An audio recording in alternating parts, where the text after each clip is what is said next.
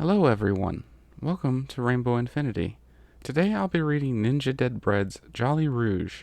If you liked the reading, be sure to like, comment, and subscribe. Please enjoy. It's made from apples. It was a very odd sensation, being back in Equestria. And yet, for Sonata Dusk, it almost felt like coming home after a long, long time away. That's because that's literally what it is, Sonata, the tiny Aria in Sonata's head told her with a derisive laugh. We have literally been in another dimension for over 1,000 years.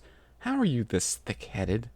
Sonata shook her tiny head-sister out of her thoughts, and continued down the long dirt road. Despite the circumstances, it genuinely felt wonderful to be walking on hooves, as opposed to feet anymore. Sure, it wasn't 100% like when she was still a siren, but she supposed that was a small price to pay for getting to go home. Not accounting for losing all your magic, a tiny Adagio said in her mind, snorting. Seriously, if you hadn't tripped on that cable, we'd have left that stage behind, and Sunset and her cronies wouldn't have captured us and sent us back. Sonata shook her other head-sister out of her thoughts.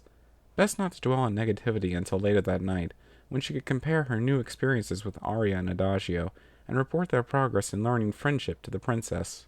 She wondered briefly, as her eyes took in the sight of the autumn foliage absolutely filling the orchard vista around her, how her sisters were doing with their community service. She knew Aria was put up with some sort of musician couple back in town, and that Adagio was helping the mirror universe counterpart of one of the Rainbooms work on a fashion thingy. As for her, well, howdy! A suspiciously familiar orange mare in a brown Stetson greeted Sonata with a smile that looked only slightly forced. Now, you must be Sonata, am I right? Sonata took perhaps an extra few seconds to take in the image of her warden? Parole officer? Employer? It wasn't quite clear. In any case, this mare seemed awfully nice, just from how she denounced herself. Yep, that's me, Sonata laughed. Sonata Dusk, reporting for duty. The mare chuckled, and swept her foreleg back towards the little farmstead poking up over the tops of the trees. Well, I'm Applejack, and, I suppose I'll be giving you plenty of work over the next few months. Is that right? That's what the princess said, Sonata said, blushing only slightly at the memory of getting caught and sentenced back here. So, here I am? Applejack nodded and directed Sonata to follow her. The two took off at a slow trot, down a few winding paths through the orchard. Though it was autumn, the Pegasi teens were doing Ponyville a favor by not driving the colder winds through the area just yet. Sonata was thankful for once more living in a universe with civilized notions of weather. Mind if I ask something? Applejack's question pulled Sonata out of her sight-gazing daze. Oh, sure. I don't think I have anything to hide. Except for being a monstrous fish pony, Adagio's voice sighed. Idiot, Aria concurred. Sonata scrunched up her nose. At least with Adagio, she felt that comment was a little out of character for her sister. Not that I ever complained about eating people's negative emotions before, she reasoned. Always seemed normal, I guess, even though it totally wasn't. What if our magic really was affecting our judgment? Like, what if we were the magical equivalent of being drunk for 1,000 years? Sonata? Sonata heard the voice and stopped, or realized she had stopped, and in the middle of the path, no less. Applejack was staring at her with concern, if her furrowing brows were to be believed. What? Sonata asked. Applejack scratched her head. I just asked if it were true that you and your sister used to be some sort of giant fish pony things, and then you just stopped. Oh. Sonata's cheeks reddened.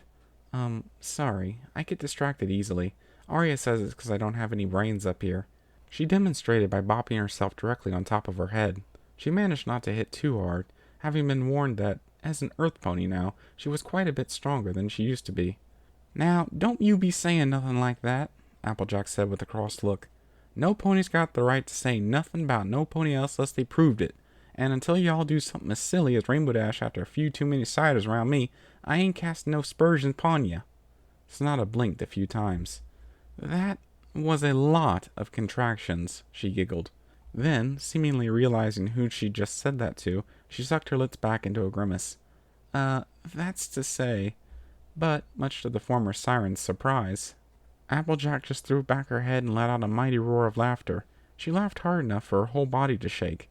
Even the trees nearby shook a little bit alongside her. Sonata wondered if that was normal for Earth ponies. Finally, the farm pony wiped a tear from her eye and said, "Nah, no need to worry about it. I talk like I talk, and that's fine by me. I know it's funny to some ponies, but y'all didn't mean nothing by it." Sonata breathed a sigh of relief, and joined in the last few giggles her new boss let loose. "Sorry about that," she said, kicking the ground with her forehoof. "I usually just talk with my sisters, and we're all kinda mean." "Well, that's what this whole thing's about, ain't it?" Applejack resumed her walk, but with her head slightly turned to keep speaking with Sonata. "All three of y'all are here now to learn why being mean's a bad thing. Shoot, a couple months working with me and Granny and Big Mac, you'll be right as rain, I reckon." The two continued in companionable silence for about 20 feet. "Oh, but, yeah," Sonata tittered. "I used to be a fish pony." "And here's where you'll be doing most of your work for a spell and a half," Applejack said as they rounded the corner of a hill covered by apple trees, already picked for the season. Built into the side of the hill sat a low door made of dark wood. It was framed in stone and had 2 heavy padlocks holding it shut.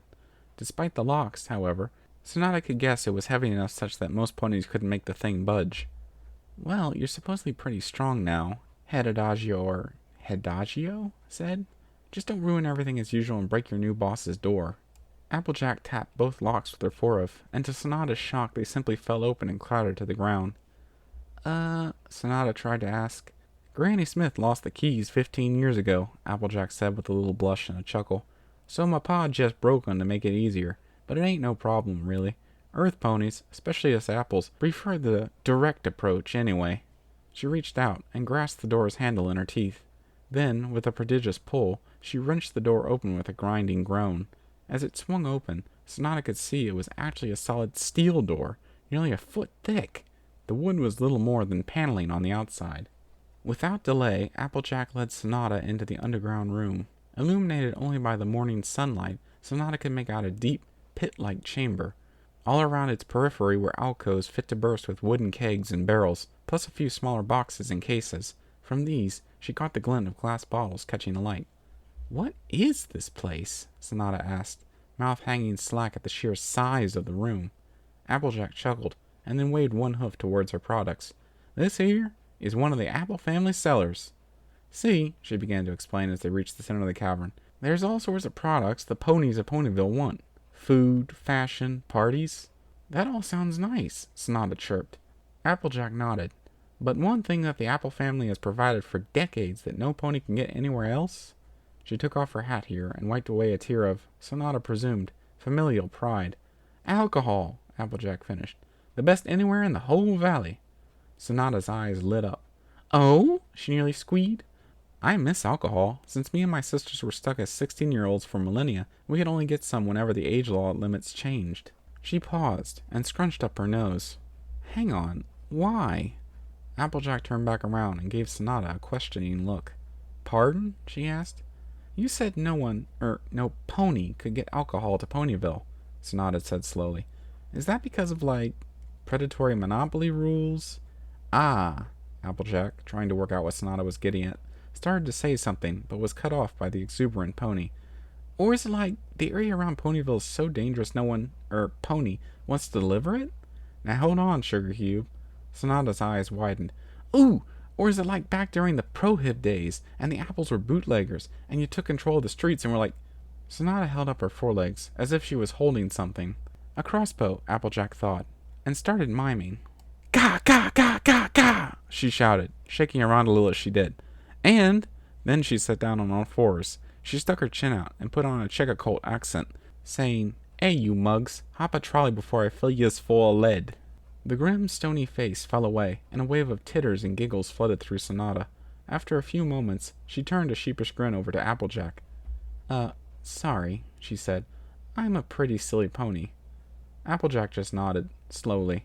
Several times, actually. "Right. You ain't happen to be related to the Pie family?" "Who?" Applejack shook her head.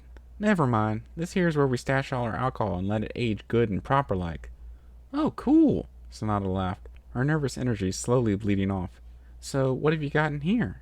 "Plenty," Applejack said with a smirk. She began trotting over to one of the huge shelves of product, but took a moment to look over her shoulder and say back to her latest employee, But just to answer your question, the reason the Apple family is the only alcohol producer is because we got the one product that no pony else has. Sonata started to follow, only to pause again. Something odd was happening. As Applejack's hooves hit the floor, Sonata could almost make out a beat of some sort, and then an accordion-like sound began to play. But that would be crazy. Crazy! Music doesn't just spontaneously appear out of nowhere. You know, except for all the times it kept doing that back in the mirror world. And Sonata supposed she once heard about how pony magic could tap into their emotions and cause a heart song too.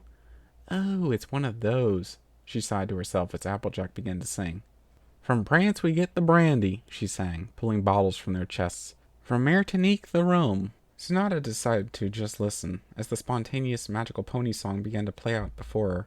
Considering the loss of her own singing voice after the Battle of the Bands, it was kinda nice to just listen to music again.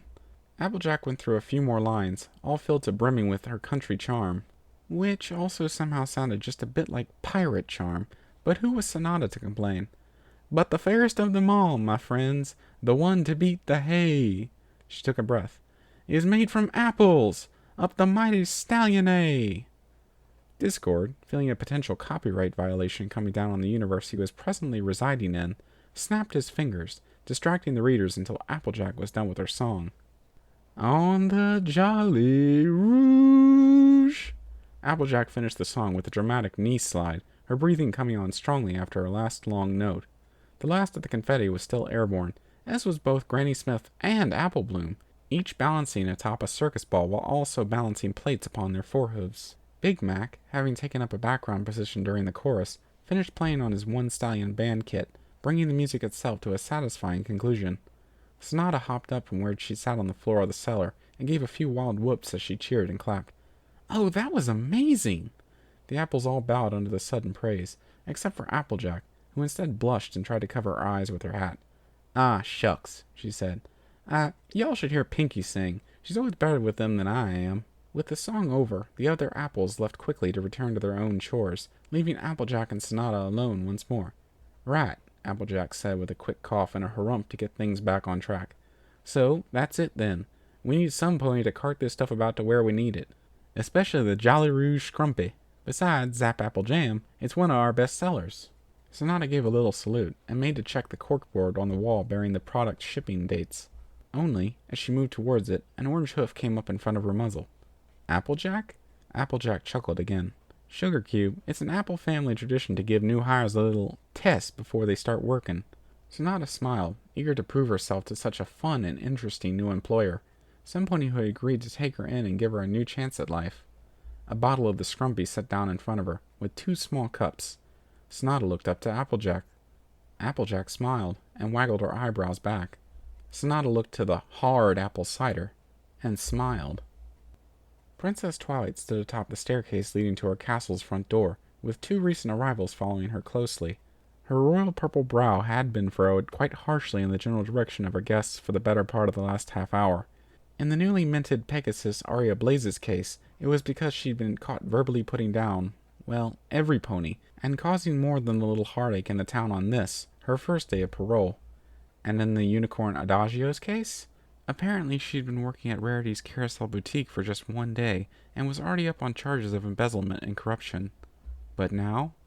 Now her ire, and the 2 sister sirens' interest, was directed at the strange sight wandering, no, staggering down the middle of town. "'Cause this ain't no grog or ale." The 2 singing, alright, singing voices were almost hilariously out of tune, almost screeching out lyrics, especially Sonata's, but Applejack wasn't far behind. One pine, Sonata managed, her face a solid red instead of her usual blue, her whole body supported by Applejack's foreleg. Both were... Twilight supposed that drunk hardly covered it. Boiled? Soused? 5 pints. Bully! Applejack belted out, just before the 2 inebriated ponies collapsed to one side, and began rolling through the bushes. They just kept singing. Aria groaned. Why did Sonata get the cool job? Adagio snorted in agreement. Typical. Princess Twilight, however, simply shook her head. All right, she sighed.